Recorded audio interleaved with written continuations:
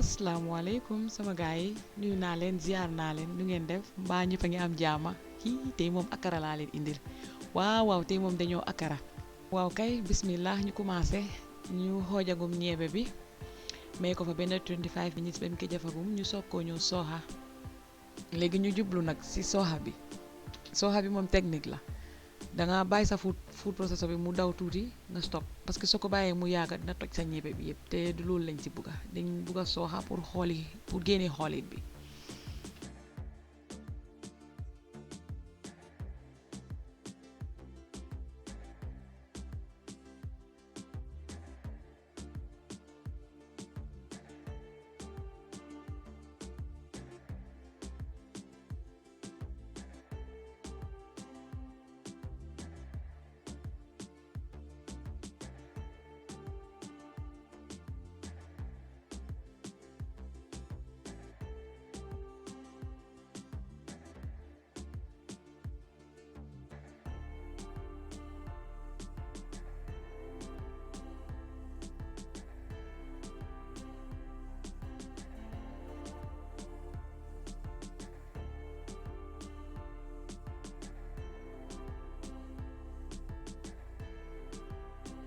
ni buñ ko raxasee ba mu set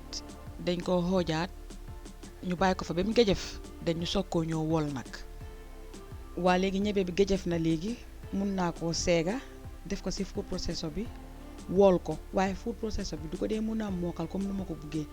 dinaa ko wol ci food processor bi den after dinaa use suma hand blender bi wolaat ko ba mu mookal rumbu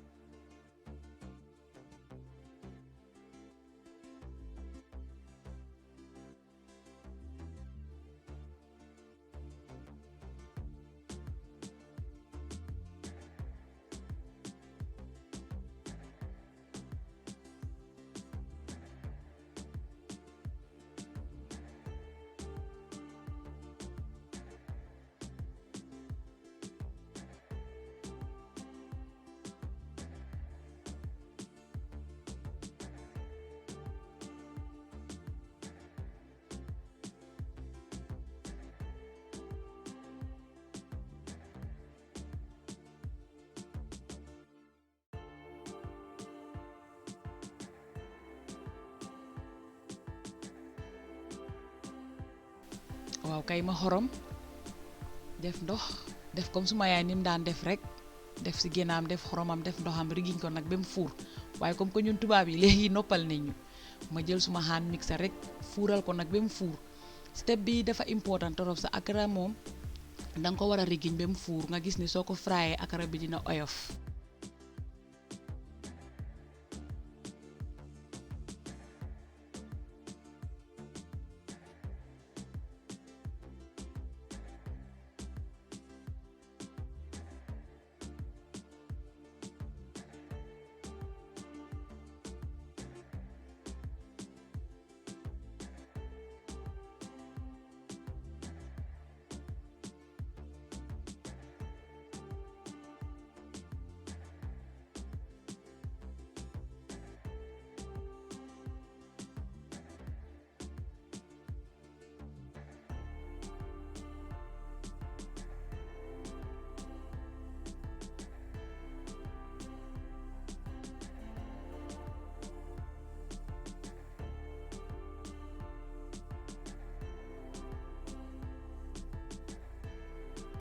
fu mu nekk nii olbati naa ko léegi dama bàyyi ba saay bu noonu su frayé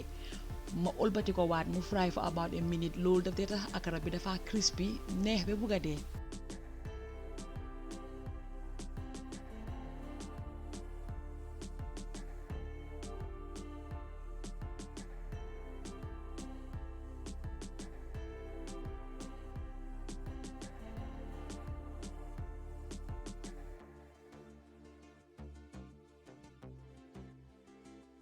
sauce bi tamit pare na comme nu ma toggee woon suma fry fish ñambi ñebe sauce bi rek la waaye di only differences bi dama ko kaani ba mu saf